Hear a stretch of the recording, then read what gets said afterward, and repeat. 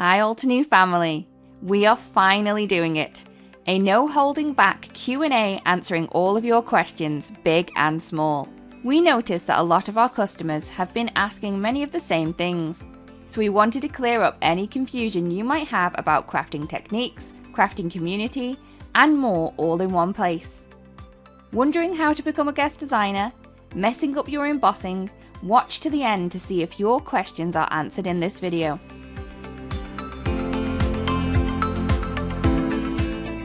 I personally think hot foiling is such a great technique because I feel like it elevates your cards to it takes them to a different level. I feel like every time I add some sort of hot foiling, it just makes it look so elegant. I think the person that receives that also feels like it's different, than your typical card. And I love that in Altenew we have a bunch of different designs available. So I would say it's probably a must-have in every craft room.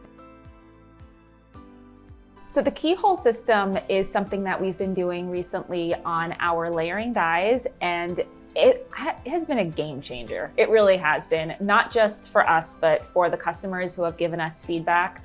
A lot of times crafters say, we love the look of the end result, but we want it to be easier. Now that could be for any reason. It could be for customers who don't have as much time to invest in crafting and they want something that they can put together easily. It can be someone who has maybe issues with their vision and it might be hard or challenging for them. Someone may have dexterity issues.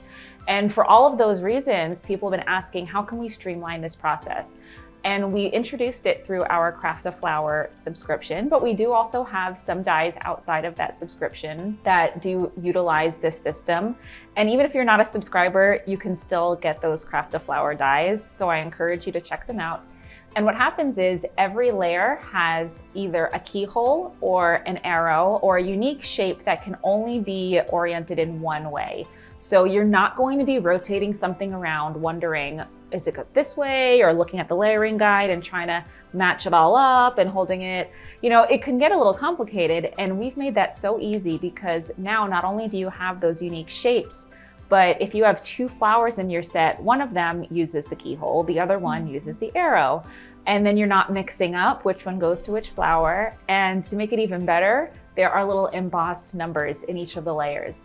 So you start with number 1, you place it down, then you see it's embossed number 2, you line up your keyhole, adhere that down, and it just comes together so easily. There's no guesswork, it's just so fun, and the results are spectacular. Oh, sad face.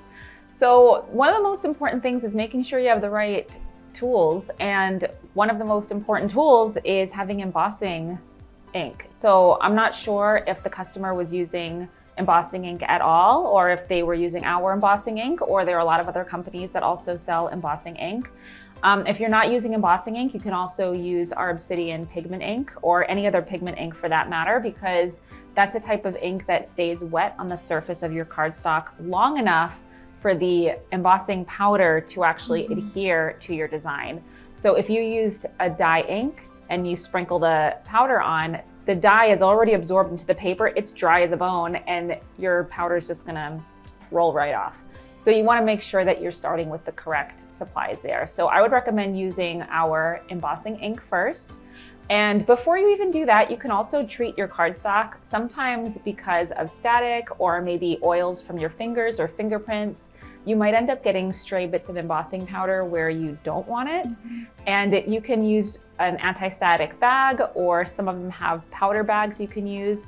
My top tip is use cornstarch, and I just have a little paintbrush and a container of cornstarch that I bought probably 10 years ago.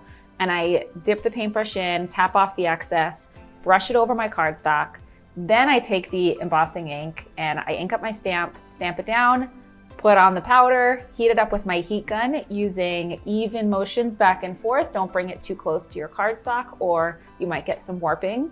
And then once it's cooled completely, you can brush off the excess powder.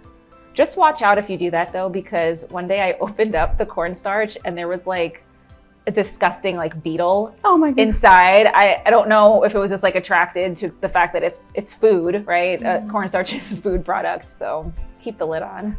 Top tip. Awesome. So when I'm doing no line coloring, I like to start with the ink, making sure you're selecting a light color of ink.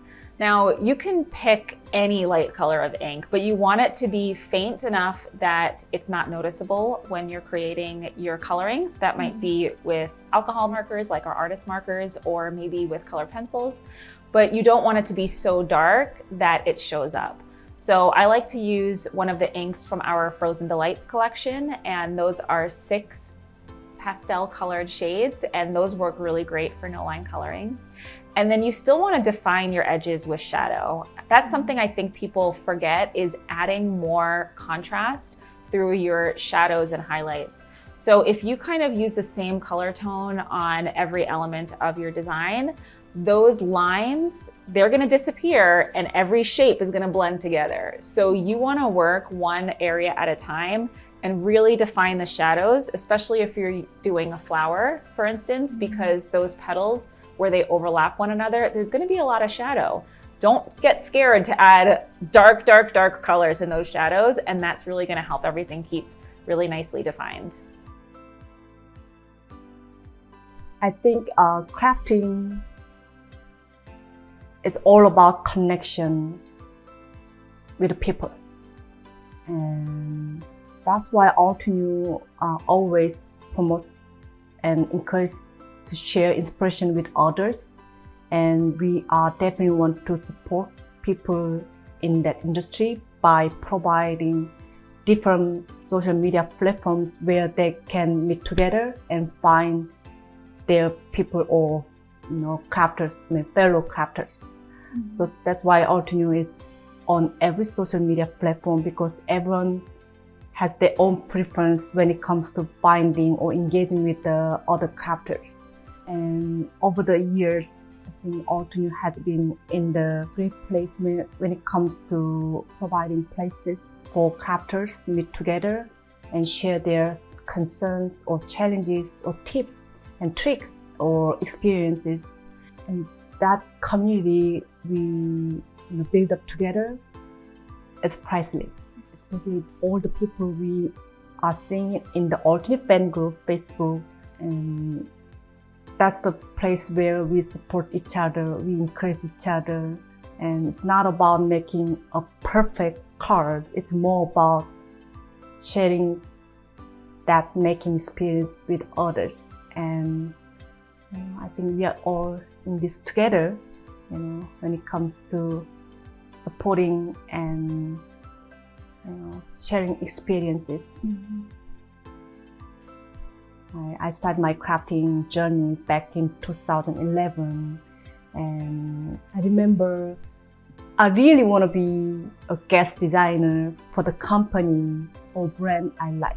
And then I don't know how to start or where to start. But one thing I knew for sure was that just keep sharing, just keep making. No matter someone gonna validate your artwork or card or not, just keep sharing, making what you like. And then eventually someone gonna notice your work. Either you share on social media or you even send an email to the company you like, hey, this is my artwork or this is my card. And there are lots of ways to get that kind of recognition through different channels. So one thing can be social media. Share your work with the Altenew hashtag and tag Altenew. And then also play along with the Altenew inspiration challenges.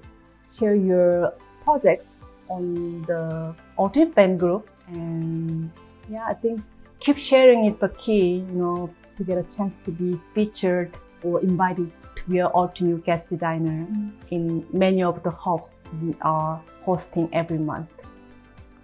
I just love hearing all of my Altenew girls talk passionately about their favourite things.